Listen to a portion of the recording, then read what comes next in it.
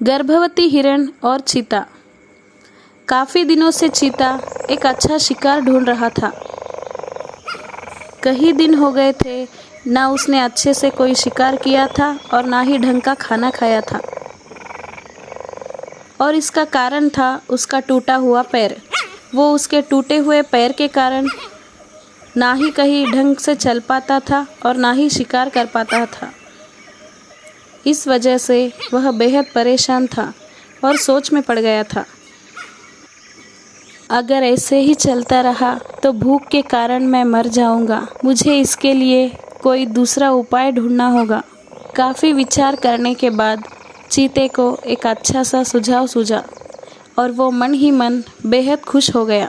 अगले ही दिन उसने बड़े ही प्यार से एक मासूम से सूअर के साथ दोस्ती कर ली और वो कहता है, देखो भाई, अब मेरे आखिरी दिन निकट आ चुके हैं। अब ऊपर जाने से पहले किसी भी मासूम जानवर को मारने से क्या फ़ायदा, और मैं जाते जाते सबसे अच्छी दोस्ती करना चाहता हूँ और इसकी पहली शुरुआत मैं तुमसे कर रहा हूँ। क्या तुम मुझसे दोस्ती करोगे? मैं तुम्हें कोई नुकसान नहीं पहुँचाऊँगा। मरने वाले की आखिरी इच्छा समझकर इसे कबूल कर लो और मेरे से दोस्ती कर लो। अगर तुम सच कह रहे हो तो मैं तुम्हारी बात पर भरोसा करता हूँ, मगर तुम मुझे कोई नुकसान नहीं पहुँचाओगे। बेचारा भोला भाला सूअर चालाक चीते की बात में आ जाता है और उससे दोस्ती करने की भूल कर बैठता है। लेकिन अचानक चीते ने अपना असली रंग दिखा दिया तो चीता उसका शिकार करके उसे खा जाता है। जब बाकी जानवरों ने चीते से सूअर के बारे में पूछा तो चीता ये कहकर बात को टालता है कि वो कुछ दिनों के लिए दूसरे जंगल में गया है। कह रहा था कि वो अपने किसी रिश्तेदार से मिलने जा रहा है और कुछ ही दिनों में जल्दी वापस आ जाएगा। कुछ जानवरों को चीते की बात पर संदेह तो हुआ, पर वो कुछ कह नहीं पाए। चीते ने अगला दोस्त गधे को बनाया और फिर वही चक्कर चलाया।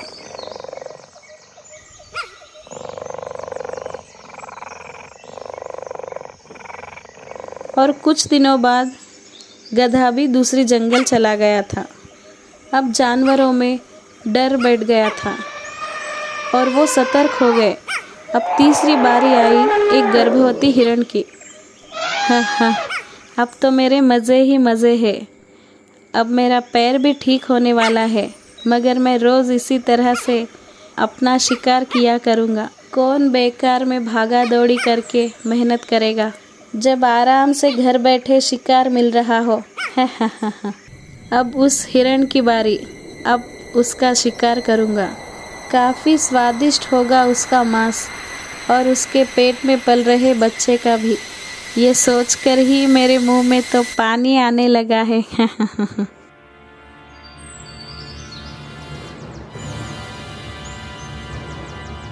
चीते ने अपनी मीठी मीठी बातों में हिरनी को भी फंसाया, पर हिरनी बाकी जानवरों की तरह इतनी भी बेवकूफ़ नहीं थी। वो बस एक सही मौके के तलाश में थी। वो मौका उसे मिलते ही वो उसे अच्छे से सबक सिखाना चाहती थी।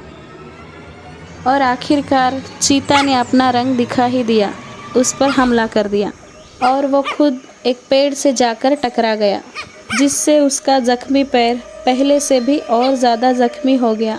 बस वही सही मौका देखते हुए हिरण ने उसे खूब खरी खोटी सुनाई। अरे दुष्ट चीते, तुम भोले भाले जानवरों को अपनी बातों में फंसाकर उनका शिकार कर रहे हो, पर तुम मुझे बुद्धू नहीं बना सकते हो। मुझ पर मेरे बच्चे की जिम्मेदारी है। आज मैं तुम्हें तुम्हारी दुष्टता का दंड ज़रूर दूंगी। फिर चीता कहता है, हाँ, मुझे माफ़ कर दो, मैं तो पहले से ही ज़ख्मी हूँ। तब हिरनी कहती है, ओह, अब तुम मुझसे दया की याचना कर रहे हो, पर तब क्या हुआ था जब तुमने मासूम जानवरों को मारकर अपना शिकार बनाया? चीता, नहीं नहीं, मुझे छोड़ दो, कहकर वो वहाँ से भागने की तैयारी करता है। पर जैसे ही वो वहाँ से हिला, अपने सींग के ऊपर उठाकर चीते को नीचे गिराया। अब चीता पूरी तरह से मर चुका था। बढ़ा आया मासूम जानवरों को मारकर शिकार करने वाला। एक बच्चे को उसकी माँ के होते हुए कोई नुकसान नहीं पहुँचा सकता। एक एक करके पूरे जंगल में चीते की बात फैल गई। सभी जानवर चीते की मौत से खुश हुए। जब बात अपने बच्चे पर आती है तब माँ से शक्तिशाली दुनिया में और कोई नहीं होती है।